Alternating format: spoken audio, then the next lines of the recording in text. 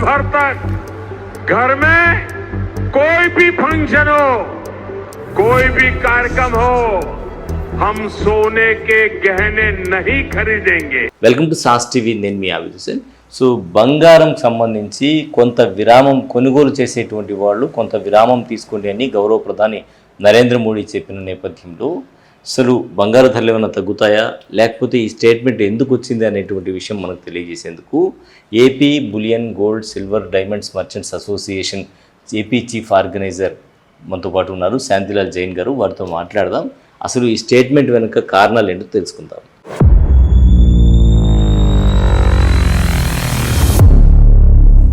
Sir చెప్పండి, అసలు ప్రధాని నుంచి ఈ స్టేట్మెంట్ ఎందుకు వచ్చింది, కారణం? ప్రధానమంత్రి గారు మొన్న అనౌన్స్ చేశారు. కనీసం 1 year వరకు మనవి చేశారు మనల్ని.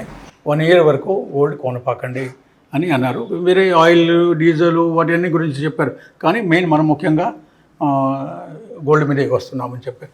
ఇప్పుడు ఎగ్జిట్ ఈ డాలర్ రేట్ని ఇంపోర్ట్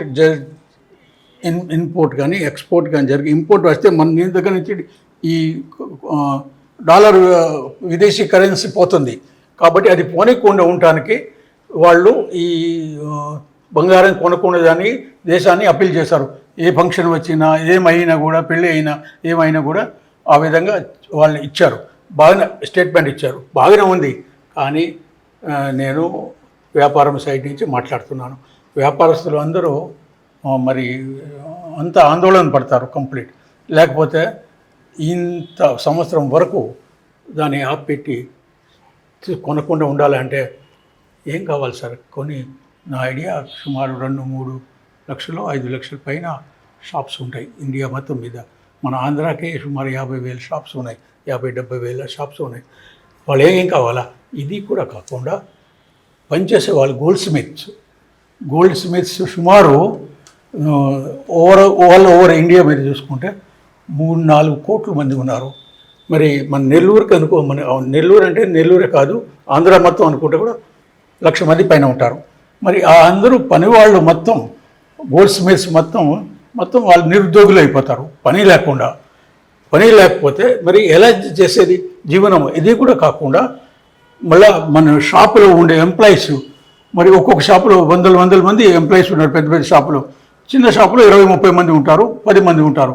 కానీ వాళ్ళు కూడా నిరుద్యోగులు అయిపోతారు. కాబట్టి మేము చెప్పేది ఏంటంటే గవర్నమెంట్కి దాన్ని ఏదో రకంగా మధ్య రూపంలో మార్గం తీసి వ్యాపారం కొనసాగించేదానికి మాకు అనుమతి ఇవ్వండి అని చెప్పి నేను ఏపీ తరఫున కోరుకుంటున్నాను. ఇది కూడా కాకుండా మొత్తం ఈ మధ్య GJC gem and jewellery domestic council, all India gem and jewellery domestic council వాళ్ళు కూడా ప్రధానమంత్రి గారి దగ్గర అపాయింట్మెంట్ తీసుకుంటున్నారు. వాళ్ళు అపాయింట్మెంట్ వస్తే వాళ్ళు వెళ్తే మేము కూడా వెళ్ళటానికి రెడీగానే ఉంటుంది. కాబట్టి ఈ సందర్భంలో రేటు మాత్రం పెరిగేదానికి కూడా అవకాశం ఉంది. కానీ మొన్నటికి కొద్దిగా పెరిగింది. ఇవాళ పెరిగిందంటే ఒక లెక్క ప్రకారం $50 పెరిగింది. తర్వాత ఈ రూపీలో చూసుకుంటే ఒక 200-300 రూపాయల గ్రామ్ మీద పెరిగింది. కానీ దానికి సంబంధం లేదు. మేము చెప్పేది ఏంటంటే మా వ్యాపారం లేకుండా ఈ మన సౌత్ ఇండియాలో కానివ్వండి మొత్తం పెళ్ళిళ్ళు అయ్యేదానిగా నగలు కొనకుండా ఉండరు. ఏమంటే ఇప్పుడు ఎవరైనా బ్యాన్ చేయాలంటే మీరు ఇన్వెస్ట్మెంట్కి కొనుక్కొని లోపల పెడుతున్నారు బంగారం, దాన్ని ఆపండి, అది మాత్రం కొనపాకండి. కానీ పెళ్ళి అయ్యేటప్పటికీ ఇక్కడ సంప్రదాయం ఎట్లా ఉంది అంటే కనీసం ఒక తాలిబొట్టు అన్న కొనకుండా వాళ్ళు ఏం చేయాలి చెప్పండి? కనీసం ఎంత మీడియం ఫ్యామిలీ ఉంటే కూడా కనీసం వాడు 100 గ్రాముల బంగారం కొనుక్కుంటాడు, 10 తులాలను కొనుక్కుంటారు. కాబట్టి ఆ అవకాశాన్ని మాత్రం మాకు ఇవ్వాలి అని కోరుకుంటున్నాము. ఓకే, మీ తరపు నుంచి అప్పీల్ చేస్తున్నాము. సో ఇక్కడి కరెన్సీ విదేశాలకు వెళ్తుంది అనేటువంటి కారణం చేతనే వద్దని చెప్పారు గౌరవ ప్రధాని. సో ఇబ్బంది ఏం లేదు. సో బంగారు అంటే ఈ స్టేట్మెంట్ వల్ల ఏమన్నా బంగారు ధరలు తగ్గేటువంటి అవకాశం ఉందా? బంగారం ధరకి దీనికి సంబంధం లేదు. డ్యూటీ ఏమైనా పెంచుకుంటే, సెంట్రలైజ్ యాక్ట్ ఏదైనా మార్చుకుంటే, జిఎస్టీ పెంచుకుంటే అలాంటి ఎప్పుడు బంగారం పెరిగేదానికి అవకాశం ఉంది. సో దీంట్లో ఎలాంటి ఇబ్బంది లేదు. అయితే మీ తరపు నుంచి రిక్వెస్ట్ ప్రధానికి ఇవ్వబోతున్నారు. Right sir, thank you. So మొత్తానికి తీసుకుంటే ఇండియన్ కరెన్సీ ఏదైతే ఉందో, ఇండియన్ కరెన్సీ విదేశాలకు వెళ్ళేటువంటి ఇప్పుడు ప్రస్తుతం ఉన్న నేపథ్యంలో, ప్రస్తుత పరిస్థితులు ఏదైతే ఈ నేపథ్యంలో ఇండియన్ కరెన్సీ బయట ప్రాంతాలకు వెళ్లకుండా ఉండడానికే గౌరవ ప్రధాని స్టేట్మెంట్ ఇచ్చారు. కాకపోతే ఇటువంటి స్టేట్మెంట్ వల్ల బంగారు వ్యాపారులు తీవ్రంగా నష్టపోయేటువంటి అవకాశం ఉంది. రోడ్డున పడతాం మేమంతా కూడా. సో దీని మీద ప్రధాని పునరాలోచన చేయాలి. అదేవిధంగా ఎవరైతే ఇన్వెస్ట్ చేస్తారో వాళ్ళ మీద మాత్రమే చర్యలు తీసుకుంటే బాగుంటుంది, కానీ అక్కడ ఆగితే బాగుంటుంది. కానీ మిగతా ప్రజలు ఏదైతే సాధారణంగా కొనుగోలు చేస్తారో అటువంటి పరిస్థితుల్లో మాత్రం కొనుగోలు చేయండి, ఇబ్బంది లేదు అంటున్నారు శాంతిలాల్ జైన్.